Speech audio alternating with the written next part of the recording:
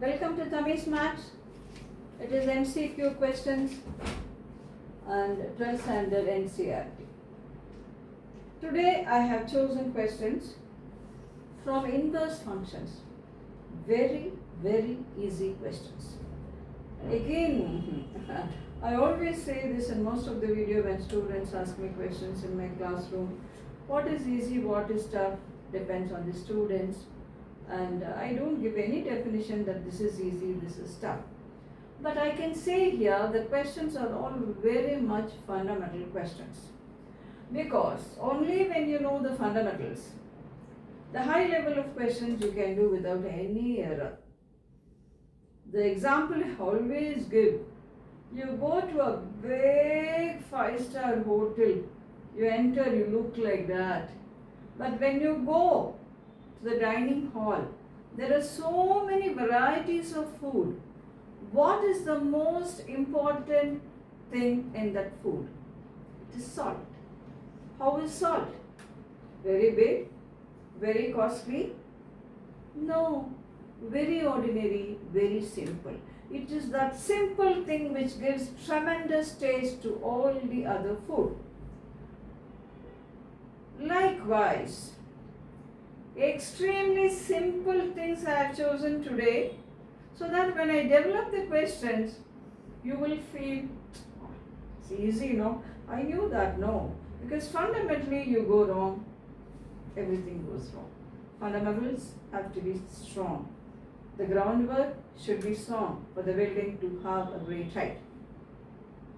So very simple questions, very wonderful questions, questions where you will learn, questions where you will love, and after working you will say, oh, I was wanting to do all this. And Tammy's Maths gave me all that. So I'll start. Domain of the function sin inverse x is a minus pi to pi, extremes are not included. Minus 1 to 1, extremes are included. 0 to 2 pi, and it is minus infinity to plus infinity. I am very keen in explaining the fundamentals so that you feel at ease. Just fly in the air with these questions. Nobody should tell difficult how it's coming. Everybody should feel simple, easy, and you should love to work maths, and your mark is nothing more than center, and you are selected in any competitive exam. What is domain? Somebody gives you something, oh, this is not my domain, yeah, this is not my cup of tea, this is not my domain. That means that area you don't want. Oh, this is my domain. That means what? You are one in that. Domain is, mathematically domain is that set of x where the function is real, or you can say it is that set of x for which the function is defined. So when you say real, when you say defined, that means there is something which is not defined. What is that in mathematics which is not there in the domain? Denominator of a function can't be 0. And we do not have root of negative numbers. And of course there are many things, these two are very important. And I am not saying only these two, it depends on the problems they throw on you. But these two are the fundamentals. Like, I say fx is equal to 1 by x minus 1. What is domain of fx? It can take anything but not x equal to 1. So you will say domain is r minus 1. This is how you explain domain. Domain is that set of x for which the function is defined. So what is not defined? Denominator being 0 and root of negative numbers. Like I have like this. Root of x square minus 1. X square minus 1 is x minus 1 into x plus 1 should be greater than 0. So x should be greater than the greater and x should be lesser than the lesser. Only then x square minus 1 will be positive. You know this, don't you? If you don't know anything, you have to give me the feedback. Only then I can refine myself and be of more use to you. X is greater than the greater and x is lesser than the lesser. So the domain of this will be x greater than 1, 1 to infinity, minus 1 to infinity. But root of 0 is also defined. Root of 0 is 0. So this is the meaning of domain. I have given some small examples so that you will understand. Now let's go in for question 1. Question 1 says the domain of sine inverse x. What's the meaning of sine inverse x? That is that angle whose sine value is x. Sine inverse x is an angle. Sine inverse x is an angle. Sine inverse x, it is that angle whose value is x. Can I have sine inverse 2? Can I have that angle whose sine value is 2? Can I have sine inverse 1.5? Can I have an angle whose sine value is 1.5? No, because sine theta lies between minus 1 and plus 1. So domain of x is here minus 1 to plus 1. That is the domain of x. Do we have it? This is problem 1. Problem 2. Problem 2. Principal value of cos inverse cos 7 pi by x is. Principal value of cos inverse cos 7 pi by x is minus pi by 5, 7 pi by 6, 5 pi by 6, none. Now what is the principal value? Like I talk about. Let us talk about cos inverse half. Since cos, sine and all that are periodic functions, there will be so many values that will give you cos as half. There will be so many values. Cos 60 is half, cos 2 pi plus 60 is half, cos 4 pi plus 60 is half. There are so many values. But principal value means cos inverse x. The principal value will lie between 0 and pi. If it's positive, it will be in the first quadrant. If it is negative, it will be in the second quadrant. But because it's periodic function, there will be so many values. You can give so many angles whose value is half. But what we give should lie between 0 and pi, including 0 and pi. That is called principal value. So what you write down of this should not go beyond this. Now go in for cos inverse cos 7 pi by 6. Cos inverse cos x is x. Do you know this? Cos inverse cos 30 degrees. 30 degrees is what? Pi by 6. This is cos inverse. 30 degrees will be root 3 by 2. What is this? Pi by 6. So cos inverse cos x will be the same. It will be the same here. Now, here, can I write 7 pi by 6? No. Why is that? I cannot write 7 pi by 6 because whatever answer I write for cos inverse should lie only from 0 to pi. 7 pi by 6 is not lying in that interval. Okay. This is 30 degrees. 30 into 7, it does not lie in that interval. So how can I write it as? Pi. It's 7 pi here now. So you can write it as 7 pi by 6. You can write it as cos inverse 7 pi by 6. We will see what will be the value of this. It will be pi plus pi by 6.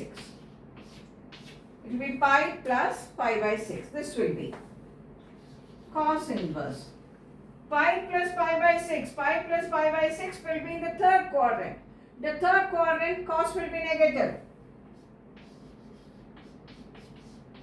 Minus cos pi by 6. Cos pi by 6. Cos 30. What is cos 30?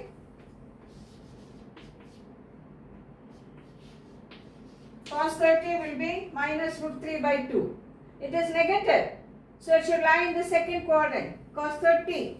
So it will be here cos inverse pi minus pi by 6. What is that? 5 pi by 6. So this is the answer. Where is it? It is cos inverse cos. So this is, so I hope you understand. It will be 5 pi by 6. Cos inverse minus root 3 by 2 will be cos, the value of this, what is this equal to? Cos minus root 3 by 2. The value will be in the second quadrant. So it will be pi minus pi by 6. That will be minus root 3 by 2. Cos pi minus pi by 6 will be minus root 3 by 2. That is 6 pi minus pi, 5 pi by 6. Do we have it? I hope you understand. Cos 7 pi by 6. Please don't write as 7 pi by 6. That's not correct. The value you write should lie between 0 and pi. So this could be written as pi plus pi by 6. That is minus cos pi by 6. The value is cos inverse minus root 3 by 2, which is 5 pi by 6. So now we have. You please give me your comments, your feedback, so that I'll know whether I have to give more steps or I'll know whether I have to give much more easier question, so that I can refine myself to be the best use to the student community. You don't tell anything means I'll think, oh, everybody will understand me, I'll carry on like that. Now I go for problem 3. The principal value of sine inverse sine 2 pi by 3, pi by 3, 4 pi by 3, 5 pi by 3, none of this. The principal value of sine inverse sine 2 pi by 3. So sine inverse will lie between minus pi by 2 and pi by 2. These are very, very important. Sine inverse, if it is negative, here. If it is negative, it will be here. If it is positive, it will be here. This will be the range of sine inverse x. Range will be the value the function can take or the value y can take. Domain will be the value x can take. Now sine inverse sine 2 pi by 3. Sine inverse sine x is x. But if you write this as 2 pi by 3, it's not in that range, you know. Obviously, it is not minus pi by 2 to pi by 2. What is pi by 3? 60. 60 into 2, 120. 120 not there. So how will I do this?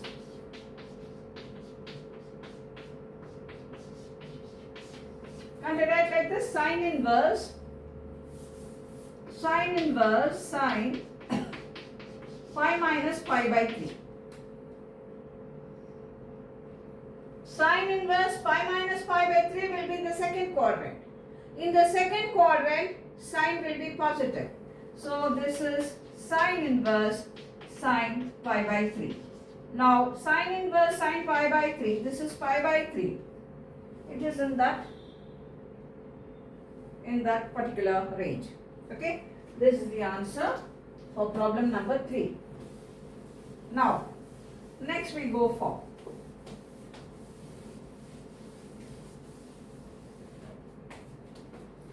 cos inverse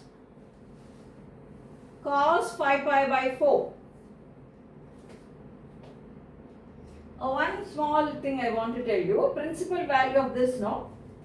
This can't be the answer. It is exceeding 0 to pi. This can't be the answer. It is negative. So either the answer has to be this or this, and you have to check it. So the choice given, I am narrowing it down to your comfort. Now like I go for this. Likewise, you can talk like that for everything. So problem 4, cos inverse cos 5 pi by 4. You can't write this as 5 pi by 4. 5 pi by 4, 45.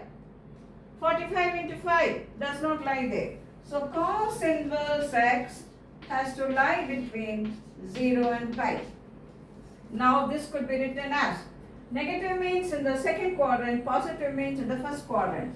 Cos inverse. It is cos pi plus pi by 4. Cos inverse pi plus pi by 4. It will be pi plus pi by 4. Now what is cos inverse pi plus pi by 4? It will be pi plus, and it is cos. It will be in the third quadrant. In the third quadrant, cos is negative. So it will be cos inverse minus cos pi by 4. This will be, now you can have your own ways to do it. Cos inverse minus 1 by root 2.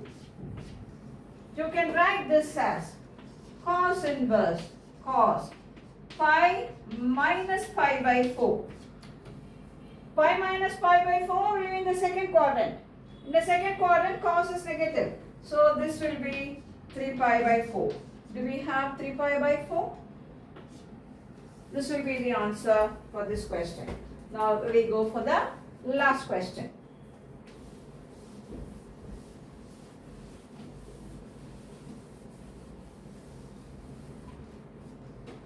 Problem number 5.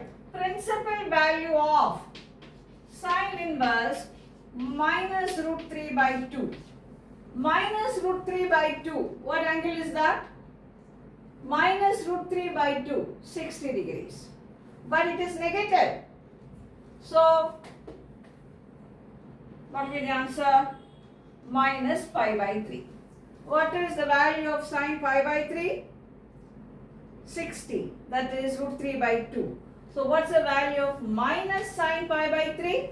It will be minus root 3 by 2. So the answer for this will be minus pi by 3. The answer for this will be minus pi by 3. Okay. So with this, these very simple questions, very simple they are, but they are extremely important. So many would have been having doubt in all this. And when you work also, suddenly you will get a doubt.